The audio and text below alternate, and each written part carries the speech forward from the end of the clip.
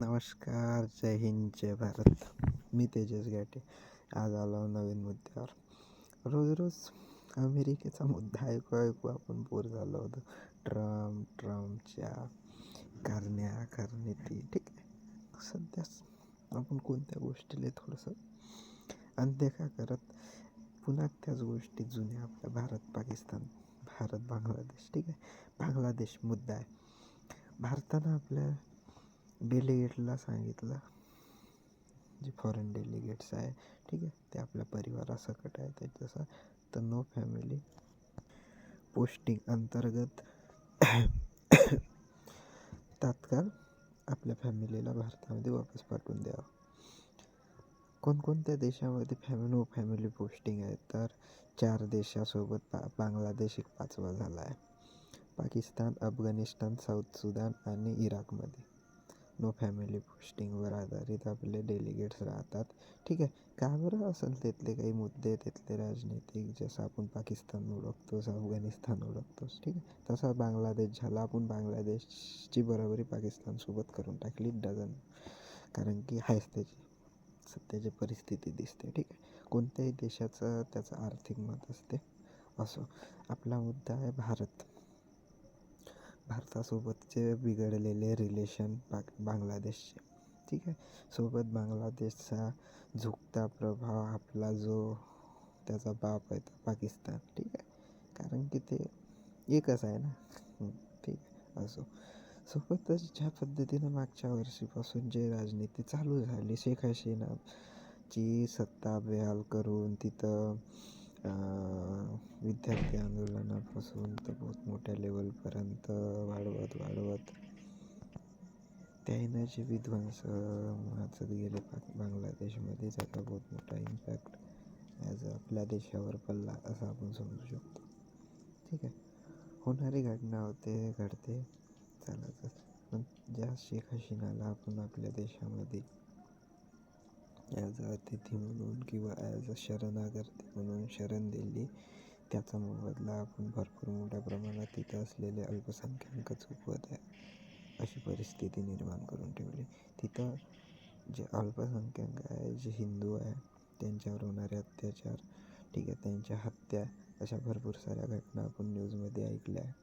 ठीक आहे, त्यात आता महत्त्वाचा मुद्दा म्हणजे तिथं फेब्रुवारीमध्ये होणारं इलेक्शनमध्ये शेख हसीनाच्या पार्टीला तर तिथं ॲज अ पार्टी म्हणूनच घोषित नाही आहे. तिथं कोणत्याही पद्धतीने त्याचा हस्तक्षेप राहणार नाही. दुसरी गोष्ट, तिथं होणार आहे त्याच्यामुळं वादविवाद जर झाले तर ते भारतीय डेलिगेट्सवर, भारताच्या तिथं असलेल्या दूतावासावर प्रभाव पडू शकतात किंवा दूतावासाचे जे फॅमिली मेंबर आहे त्यांच्यावर. म्हणून भारताने ॲज अ सिक्युरिटी कॉन्सर्न म्हणून बांगलादेशमधून विड्रॉल करण्यासाठी तत्काळ सांगितलं. सोबतच भारतासोबत जे 21 जानेवारीला संधी 1996मध्ये झाली होती, त्याला 30 वर्ष झाले गंगाजल समझोत्यासाठी. ठीक आहे, तर भारत सिंधू जल समझोते आणि पाकिस्तानला जसं पाठदखल केली तशावानी बांगलादेशसोबत करतील का?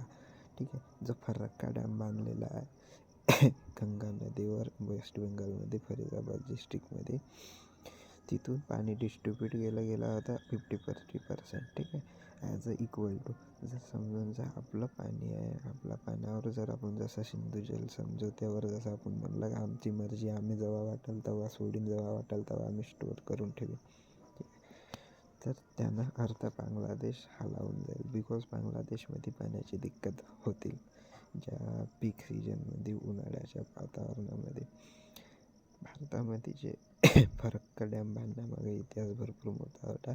ठीक आहे, त्याच्यामागे आपण जाणार नाही. हुगली नदी इकडं वेस्ट बेंगालमधून जाऊन कोलकात्याला मिळते आणि तिकडून ते ॲज अ पद्मा म्हणून बांगलादेशात जाते आणि तिला येणारी ब्रह्मपुत्रा ते जमुना म्हणून वेस्ट बेंगालच्या उपसागरामध्ये जाऊन मिळते.